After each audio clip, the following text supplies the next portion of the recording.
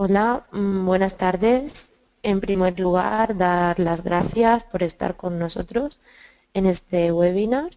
Me llamo Gemma Martínez, soy responsable, junto con otro compañero, Raúl, del Departamento Fiscal de la Asesoría Online Emprendeón. Estoy especializada en asesorar a emprendedores, tanto en sus inicios como en el trayecto de su vida profesional. Espero que este webinar os sea de ayuda para entender la diferencia entre trabajar como autónomo y asalariado. Si elegís emprender y darse de alta como autónomo, además de trabajar mucho, como ya sabréis, deberéis de cumplir una serie de obligaciones, tanto con Hacienda como con la Seguridad Social, que siendo asalariado, no. Bueno, comenzamos.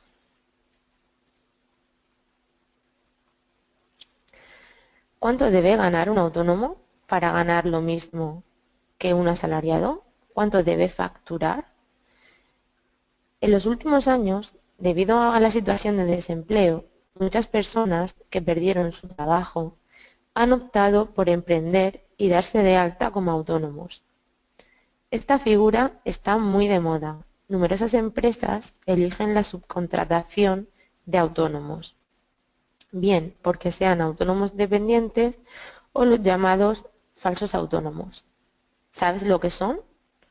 Te lo explico. ¿Se le puede pedir a un trabajador autónomo que colabora con una empresa lo mismo que a un trabajador de la misma? Hoy día, en las empresas existen diferentes tipos de trabajadores, empleados con contrato de trabajo y trabajadores por cuenta propia, que colaboran en mayor o menor medida. Para poder responder a la pregunta que he formulado anteriormente, primero vamos a definir lo que es un TRADE. Las siglas significan Trabajador Autónomo Económicamente Dependiente. Es un autónomo que más del 75% de su facturación es a un mismo cliente y formaliza obligatoriamente con éste un contrato por escrito, el cual deberá de ser registrado en la Oficina del Servicio Público de Empleo Estatal. Se trata de una figura controvertida, ya que puede crear confusión con los llamados falsos autónomos. Independientemente de que el trabajador por cuenta propia sea un TRADE o no, la ley define al autónomo como aquellas personas físicas que realicen de forma habitual, personal, directa, por cuenta propia y fuera del ámbito de dirección y organización de otra persona una actividad económica o profesional a título lucrativo, de no ocupación a trabajadores por cuenta ajena. Esta actividad autónoma o por cuenta propia podrá realizarse a tiempo completo o parcial.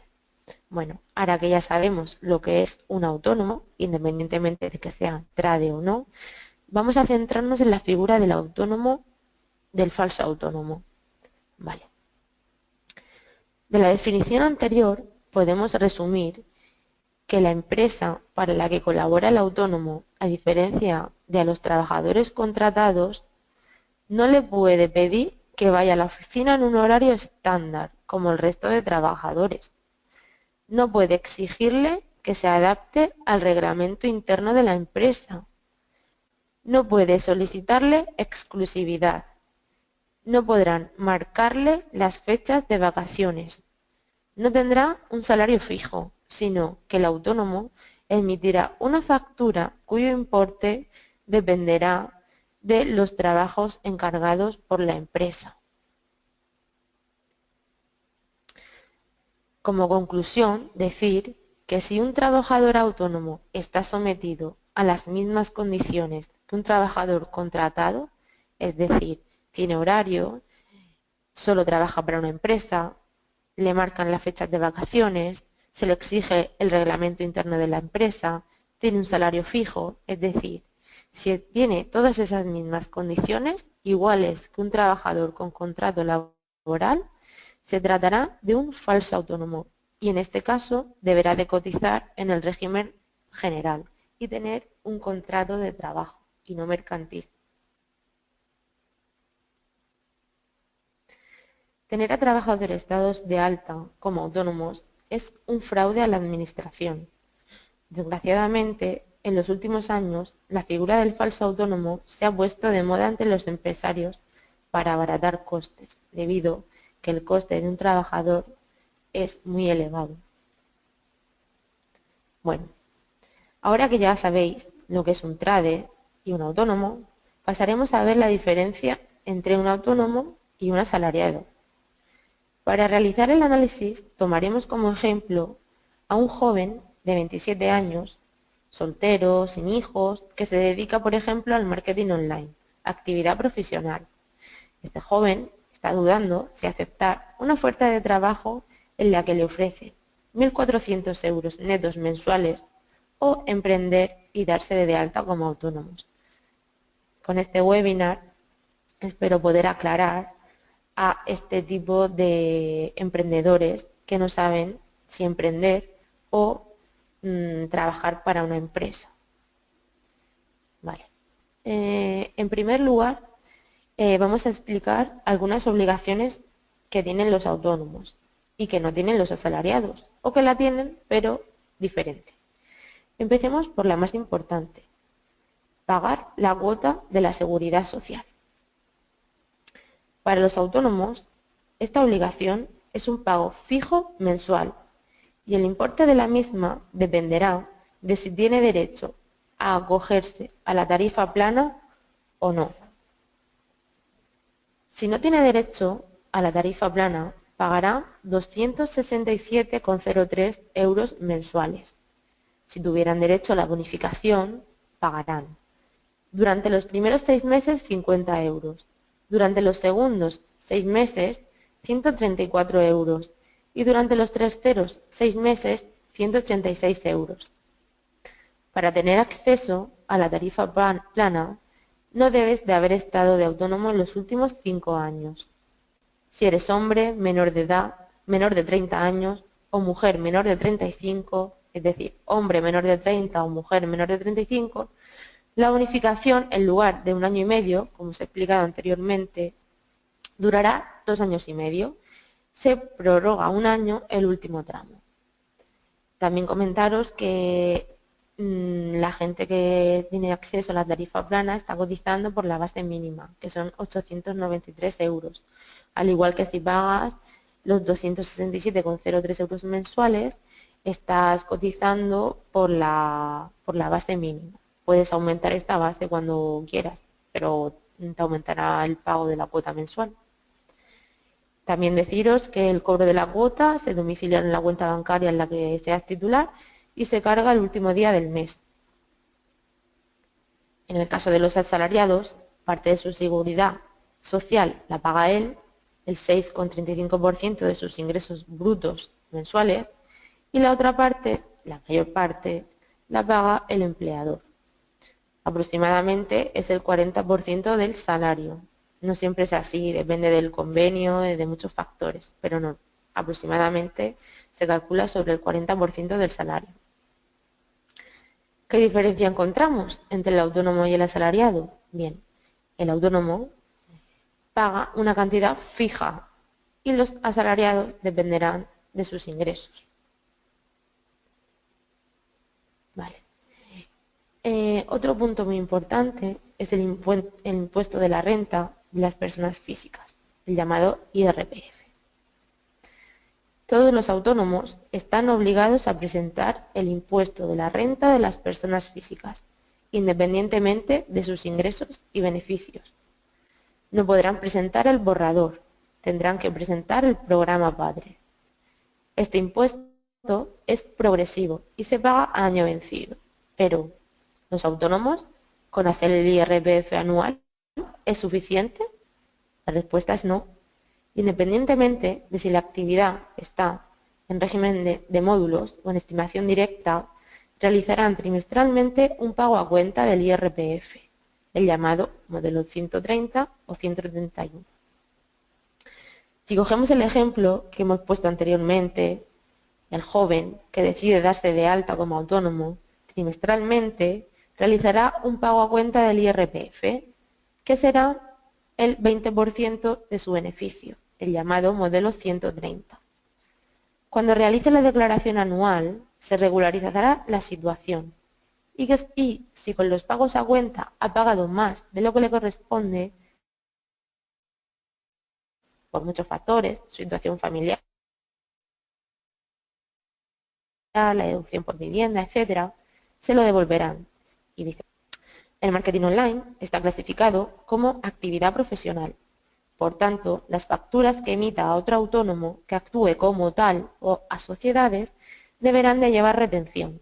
En este caso será el 7% durante el 2016, el año donde se ha dado de alta, 2017 y 2018. A partir del 2019 será del 15%, siempre y cuando la ley no cambie. También es importante conocer que si más del 70% de su facturación lleva retención, es decir, siempre le factura a otros autónomos o a otras sociedades, no estará obligado a realizar pagos a cuenta trimestrales. Simplemente lo regularizará todo en renta. Sin embargo, en el caso de los asalariados, no siempre están obligados a hacer la declaración de la renta. Dependerá de muchos factores. Por ejemplo, cuando los rendimientos del trabajo son menores a 12.000 euros, cuando se trabaja solo para un empleador, no se está obligado a hacer la renta. Cuando se trabaja, no, vamos a ver. Estás obligado a hacer la renta cuando tus rendimientos del trabajo son mayores a 12.000 euros y trabajas para 2 o más sociedades o otros autónomos. O bien 22.000 euros cuando solo trabajas para uno. Ahí estarías obligado a hacer la renta. También hay otros límites, por ejemplo, del capital mobiliario, del capital inmobiliario, pero existen asalariados que no están obligados a hacer la renta. Sin embargo, todos los autónomos tienen que hacerla. Podemos comparar los pagos a cuenta, el modelo 130 y 131 que os he comentado antes, y las retenciones en las facturas de los autónomos profesionales con las retenciones de las nóminas. La parte empleadora retiene en función de circunstancias económicas y familiares, informadas por el asalariado mediante el modelo 145 y regladas por Hacienda. Aquí podemos comprobar una gran diferencia. El autónomo, independientemente del beneficio que obtenga, tiene que realizar un pago a cuenta del 20% o que le realicen una retención del 7 o del 15%. Sin embargo, las retenciones del asalariado dependen de más factores económicos familiares. Otra diferencia es que el asalariado no siempre está obligado a hacer la declaración de la renta. Estará obligado cuando supere los umbrales establecidos y podrá presentar el borrador, cosa que el autónomo no puede. Otra obligación que tiene el autónomo es realizar liquidaciones de IVA trimestralmente. La mayoría de actividades que realizan los autónomos están sujetas a IVA. En el caso de nuestro ejemplo, el marketing online, el 21%. Los autónomos son unos meros recaudadores del Estado, dado que el IVA, como impuesto, lo paga el consumidor final. El IVA que los autónomos cobren en sus facturas deberán de ponerlo en una hucha, ya que trimestralmente deberán de ingresarlo a Hacienda, mediante el modelo 303. Se podrán deducir el IVA de los gastos que tengan relacionados con su actividad, como por ejemplo la cuota de la asesoría, el ADSL, etc. El IVA en principio no afecta al beneficio del autónomo. La diferencia entre los dos es que los asalariados, no tienen que liquidar IVA a Hacienda, simplemente pagarán el IVA de los productos o servicios que consuman, al igual que los autónomos cuando no actúen como tales. Aparte de estas tres obligaciones que os he comentado antes, existen otras obligaciones. Los autónomos no solo tienen las obligaciones comentadas anteriormente, además tendrán que informar a Hacienda de numerosas operaciones que realicen. Por ejemplo, presentar el modelo 347. Es una declaración informativa que anualmente deben de presentar sobre las operaciones con proveedores o clientes que en su conjunto superen los 3.005 euros.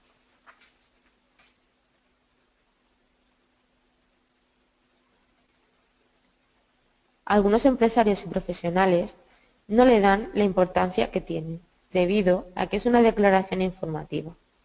Pero esta declaración es vital para Hacienda, debido a que lo utiliza como medida antifraude, ya que cruza los datos de las operaciones declaradas por las dos partes para comprobar que ambas han declarado lo mismo.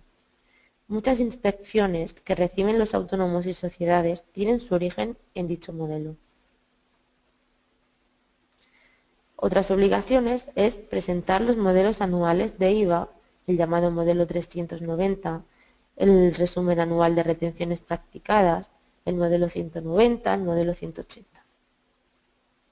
También es muy importante mencionar que si el autónomo va a emitir o a recibir facturas a Estados miembros de la Unión Europea, deberá de registrarse en el ROI, Registro de Operadores Intracomunitarios, para que éstas sean exentas de IVA. Cuando un autónomo se da de alta en dicho registro, le proporcionan un número NIF IVA y a partir de ese momento estará obligado a presentar el modelo 349, informando de tales operaciones. Los asalariados no tienen este tipo de obligaciones. En este cuadro hay un resumen de lo que hemos comentado anteriormente, pues que los autónomos tienen cuota fija, el asalariado no, de la Seguridad Social. El autónomo está obligado a presentar la renta, el asalariado no siempre. El autónomo tiene que hacer liquidaciones de IVA, el asalariado no. Bueno, y luego tienen otras obligaciones informativas o incluso de impuestos que tiene el autónomo que el asalariado no tiene. Vamos a poner un ejemplo numérico. Ponemos el ejemplo que hemos visto antes, ¿vale? Chico, chica, profesional del marketing online, una actividad profesional, sin hijos, 27 años, con unos ingresos brutos como asalariado de unos 21.000 euros, ¿vale? ¿Cuántos ingresos, cuánto tendrá que facturar como autónomo para ganar los 21.000 euros? Bien, vamos a explicar con números y partiendo de las obligaciones descritas anteriormente, cuánto debe facturar un autónomo para ganar lo mismo que un asalariado.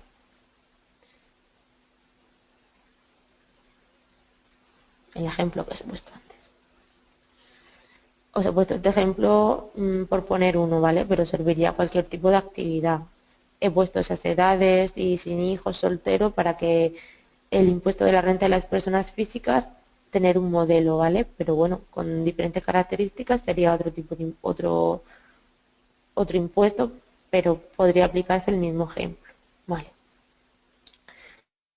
El asalariado. Vamos a centrarnos en el asalariado. Un asalariado que trabaja para una empresa de marketing online, también es un ejemplo, obtiene unos ingresos brutos de 21.000 euros anuales. A estos ingresos le descontamos el gasto en seguridad social del trabajador, que como hemos comentado antes es del 6,35% de los ingresos brutos. Por tanto, tendrá un gasto en seguridad social de 1.335 euros aproximadamente. Le queda un beneficio antes de impuestos de 19.665 euros. Si las características son, como hemos nombrado anteriormente, joven, 27 años, soltero, soltera, sin hijos, pues pagará un impuesto de la renta de las personas físicas de 2.665 euros aproximadamente. Le quedan 17.000 euros después de impuestos, que equivale a 1.400 euros mensuales, 12 pagas anuales. Vamos a ver el autónomo. Para ganar los 17.000 euros que gana el asalariado, el autónomo deberá de facturar 30.000 euros anuales más IVA, es decir, un total de 36.300 euros. Vamos a suponer que el joven autónomo, cuando se dio de alta en enero del 2016, no tenía acceso a la tarifa plana, por lo que el gasto en seguridad social anual es de 267,03 por 12, es decir, 3.200 euros. También suponemos que tiene unos gastos diversos de asesoría, alquiler, cuota DSL, cuota telefonía, gastos de difícil cuantificación, etcétera, de 6.090 euros anuales, por lo que el beneficio anual será de 20.710 euros y pagará de IRPF, partiendo de la situación familiar anteriormente descrita, 3.710 euros. En esta tabla numérica se puede ver más claro, ¿vale? Factura 36.300, el IVA lo paga Hacienda, ingresos brutos 3.600, menos los 3.200 de seguridad social, los gastos, ¿vale? Base imponible, el IVA que habrá ingresado a Hacienda será esos 6.300 de aquí, menos el IVA de los gastos que haya tenido. Beneficio antes de impuestos, 20.700 de IRPF y el resultado. Es decir, para ganar lo mismo que un asalariado ha tenido que facturar 36.300 euros.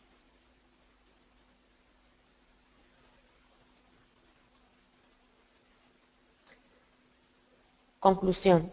Para tener el mismo líquido que el asalariado, el autónomo tiene que facturar 30.000 euros más IVA al año. Es decir, este autónomo tiene que facturar 2.500 euros al mes para tener un líquido de 1.400 euros mensuales.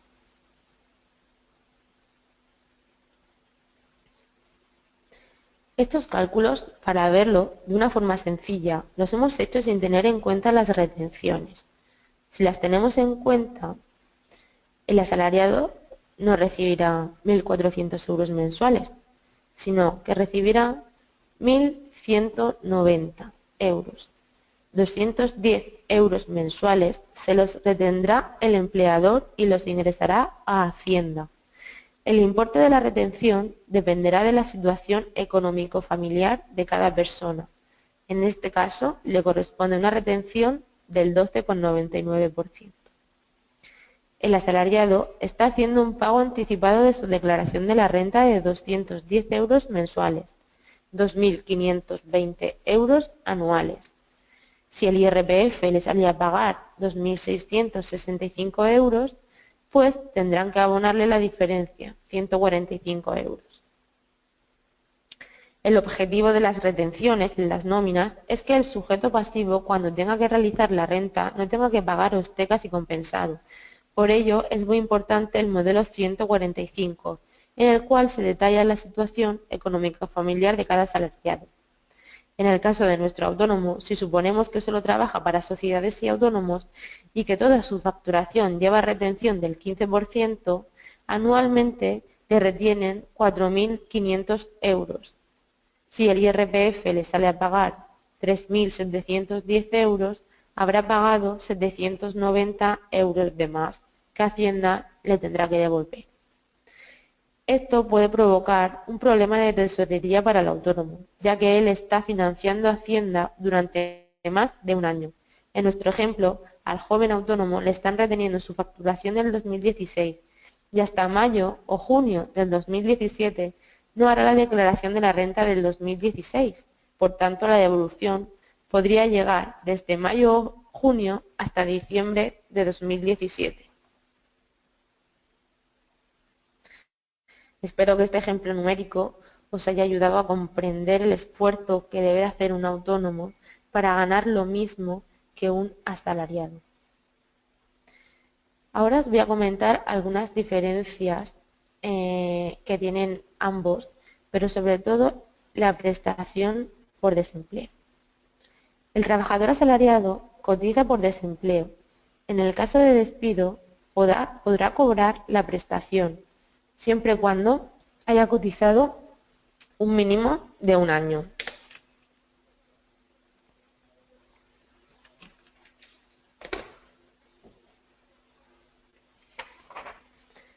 La prestación por desempleo de nivel contributivo está gestionada y abonada por el Servicio Público de Empleo Estatal SEPE y se percibe tras la pérdida involuntaria de un empleo. La cuantía se calcula en función de las cotizaciones realizadas durante los periodos trabajados. Si interrumpiste el cobro de una prestación contributiva para trabajar ese último periodo de un año o más, podrás elegir entre reanudar la prestación que suspendiste o cobrar la nueva que ha generado. Sin embargo, el autónomo, para poder tener derecho a la prestación por desempleo, debe de cotizar para ello y pagar más de los 267,03 euros mensuales. Desde noviembre del año 2010 está disponible el paro o desempleo para los autónomos. Esta medida se conoce técnicamente como prestación por cese de actividad. En enero de 2015 se introdujeron reformas para hacer la medida más flexible y accesible.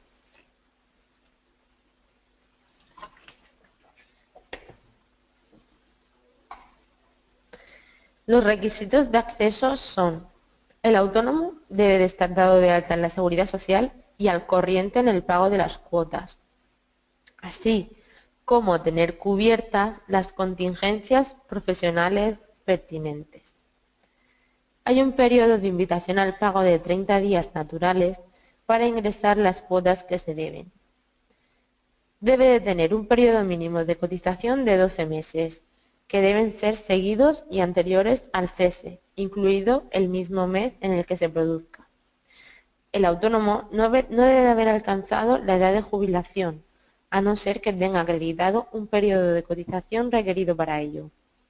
El motivo por el que el autónomo finaliza su actividad debe de ser económico, técnico, productivo u organizativo, pérdida de licencia, siempre que no sea por infracción penal, causa de fuerza mayor, violencia de género, divorcio, separación matrimonial, y debe de ser justificado. En relación a los motivos económicos, se ha introducido una novedad. Ahora basta con acreditar un nivel de pérdidas del 10%. Antes era el 30%. Por último, el autónomo debe de suscribir el compromiso de actividad. Duración de la prestación. El número de meses dependerá del periodo que hayas cotizado. Ahí podéis ver una tabla. Si has cotizado de 12 a 17, tendrás 2 meses de paro. De 18 a 23, 3 meses de paro. De 24 a 29, 4 meses. De 30 a 35, 5 meses. De 36 a 42, 6 meses. Y de 43 a 47, 8 meses. Y a partir de 48, 12 meses. Cuantía de la prestación. Si se cotiza por la base mínima, 893 euros, la prestación será de 619 euros.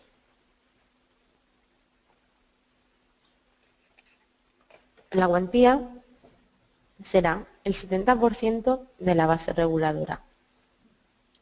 La base reguladora será el promedio de las bases por las que se haya cotizado durante los 12 meses inmediatamente anteriores al cese de actividad. Plazo para solicitarlo. El plazo para solicitarlo será hasta el último día del mes siguiente al que se produjo el cese de actividad. Perdón. En aquellas situaciones en las que el cese de actividad se haya producido por motivos técnicos, económicos, productivos y organizativos,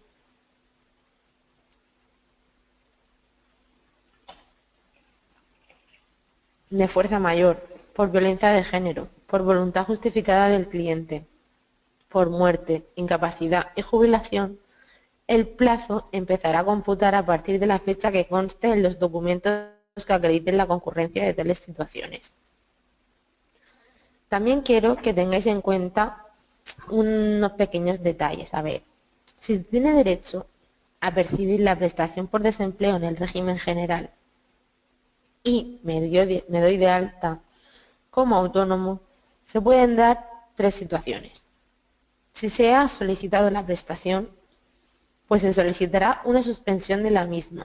Pero hay que tener en cuenta que si se está más de 5 años como autónomo, se pierde el derecho de la reanudación de lo pendiente de percibir. Si no se ha solicitado la prestación, situación poco probable, se puede estar de autónomo sin perder el derecho a la prestación como máximo durante 6 años. También podrás solicitar el pago único o capitalización de desempleo. Te lo explicaremos más adelante. También es importante conocer que para el cálculo de la prestación por cese de actividad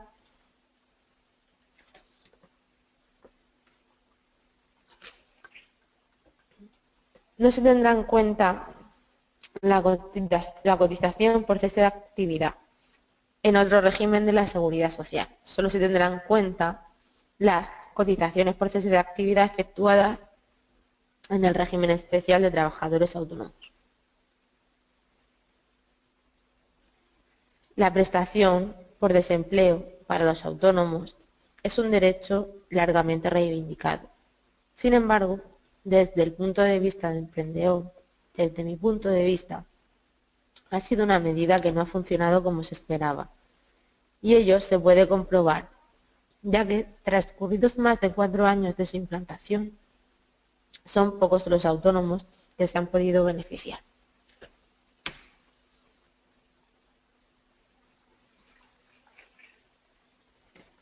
Las razones del fracaso de la medida son que los requisitos que exigen las mutuas para demostrar el cese de actividad son muy rigurosos. Por ello, en el 2015 han entrado en vigor novedades para facilitar el acceso a la prestación y aumentar el número de autónomos que se pueden beneficiar. La cuantía a cobrar es generalmente baja, ya que la mayoría de los autónomos cotizan por la base mínima. Otras diferencias que podemos encontrar entre el autónomo y el asalariado es la indemnización por despido. Dependiendo de las razones que originan el despido, el asalariado tiene derecho a percibir una indemnización. El autónomo, si se da de baja como autónomo, no tiene ninguna. Importe cotizado. La cotización del trabajador por cuenta ajena se calcula en función de su salario. Sin embargo, el autónomo, dentro de unos límites, elige su base de cotización.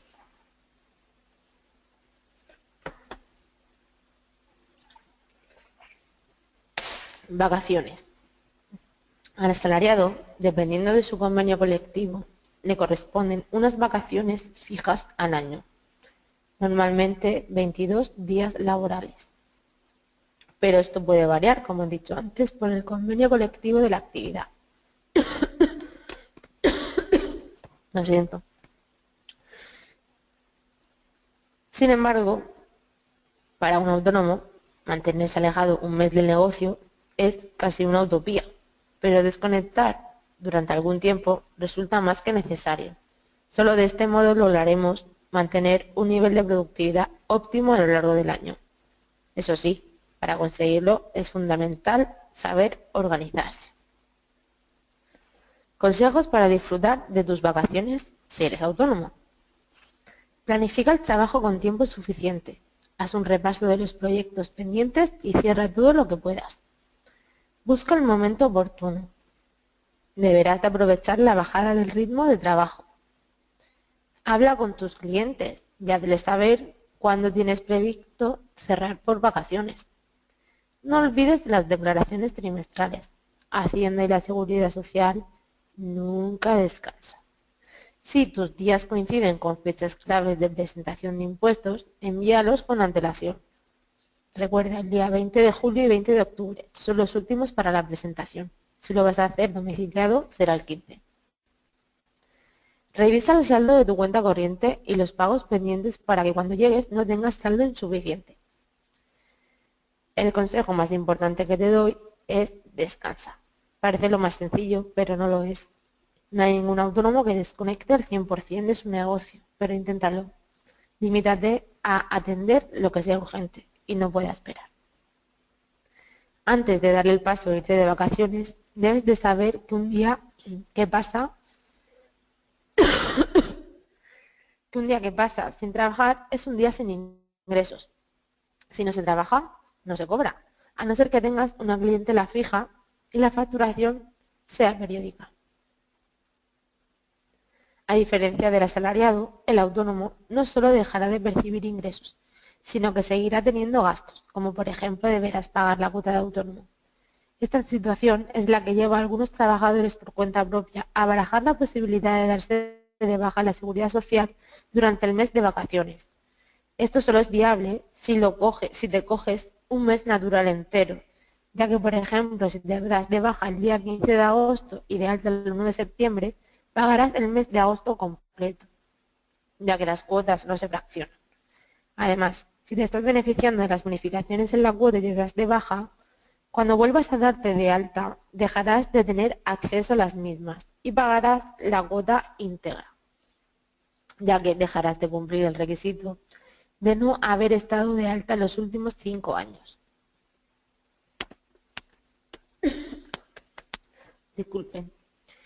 En el caso de los autónomos dependientes, al principio se explicaba aquellos que más del 75% de sus facturaciones son mismo cliente, tienen derecho por ley a 18 días hábiles de vacaciones anuales.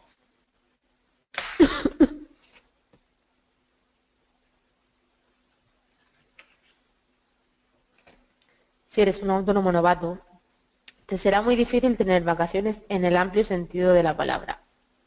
Ahora más que nunca tienes que estar al pie del cañón, pero podrás cogerte algún día suelto.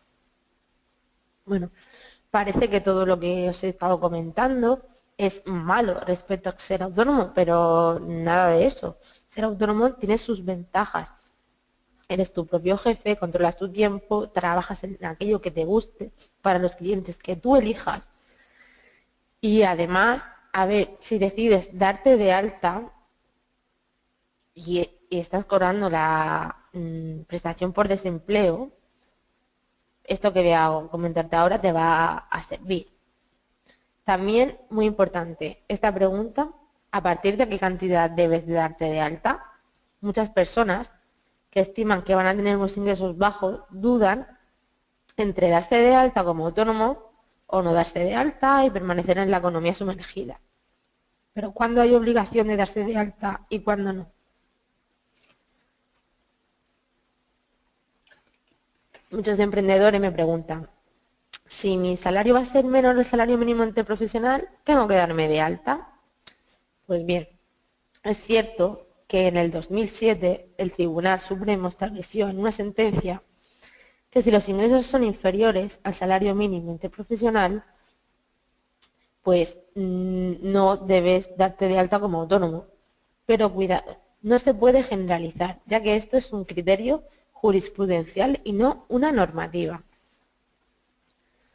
La Seguridad Social establece que debes darte de alta si realizas de forma habitual, personal y directa una actividad económica a título lucrativo. Y Hacienda establece lo mismo, es decir, para emitir una factura debes estar dado de alta en Hacienda. El alta en la Seguridad Social va ligado al alta en Hacienda. Deberás de hacer ambos trámites. Si te quedas en la economía sumergida, pues bien, puedes tener muchas sanciones y tendrás que pagar todas las cuotas pendientes desde que tengan constancia de que empezaste a ejercer la actividad más un recargo adicional del 20%. Conclusión. Independientemente de lo que ingreses, sea más o menos del salario mínimo interprofesional, deberás de darte de alta siempre y cuando desarrolles una actividad profesional de forma personal, habitual y directa a título lucrativo. Si ingresas menos del salario mínimo interprofesional y decides no darte de alta, aunque la jurisprudencia esté de tu lado, podrán sancionarte y sufrirás económica y moralmente. Y aparte de ello, tendrás que recurrir citando la sentencia del Tribunal Supremo del año 2007. Y ello supone elevados costes. Vale, anteriormente os comentaba que si os vais a dar de alta como autónomo y tenéis derecho a cobrar la prestación por desempleo, no la dejéis escapar y hacer contemplar estas dos posibilidades que os voy a contar.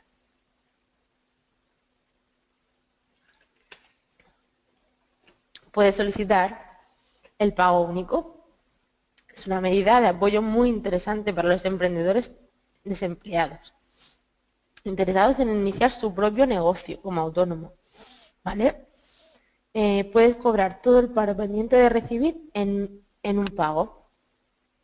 Los requisitos son, pues, iniciar la actividad en un mes, tener como mínimo 3 mensualidades a percibir, no haber solicitado el pago único en los últimos 4 años, no haber impugnado el despido. No podrán solicitarlo las personas que hayan hecho uso de la compatibilización en los últimos 2 años.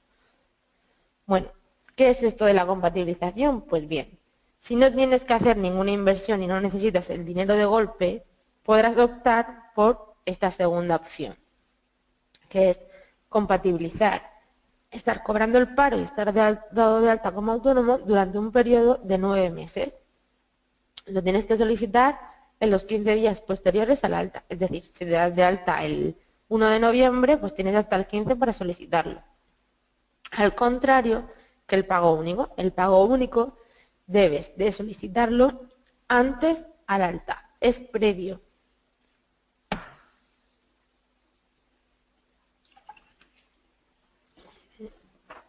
A ver.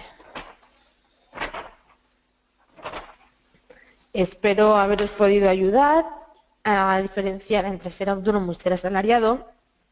No solo son inconvenientes el hecho de ser autónomo, como os he comentado antes.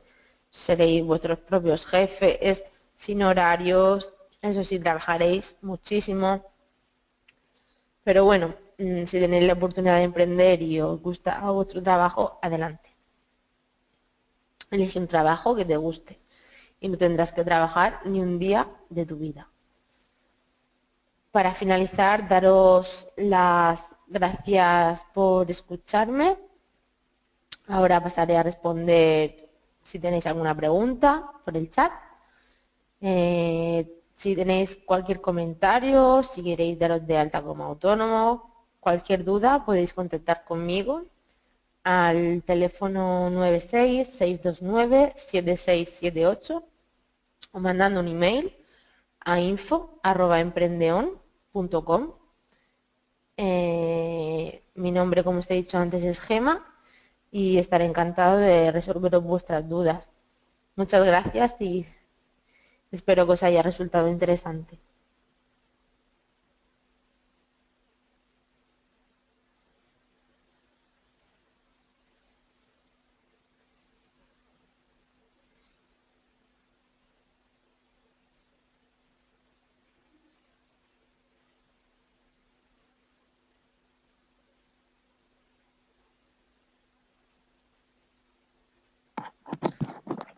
Gema, tienes una pregunta. Vale, voy a leerla. Hola, ¿es ilegal facturar por medio de una cooperativa de trabajo asociado? Gracias. Vale, esta pregunta me la realizan muchos autónomos porque ellos mismos se ahorran el coste del autónomo facturando por esa cooperativa de trabajo. Dependiendo de la actividad en la que sea, ay, lo siento, dependiendo de la actividad, pero en la actualidad ha salido una sentencia diciendo que la agencia tributaria está persiguiendo este tipo de trabajo encubierto porque se considera economía sumergida. Lo suelen utilizar sobre todo las empresas, los agricultores, pero está muy de moda, al igual que los falsos autónomos. La agencia tributaria está haciendo campaña para intentar solucionar este tipo de fraude.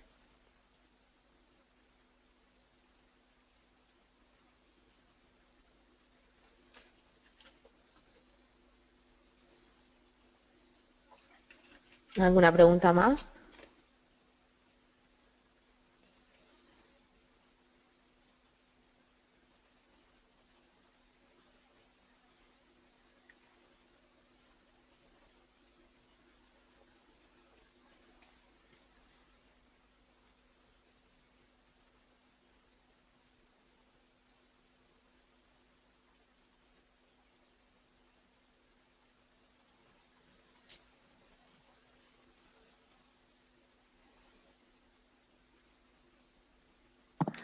Pues muchas gracias, Gemma, y esperamos A verte vosotros. en otro webinar. Muchas gracias.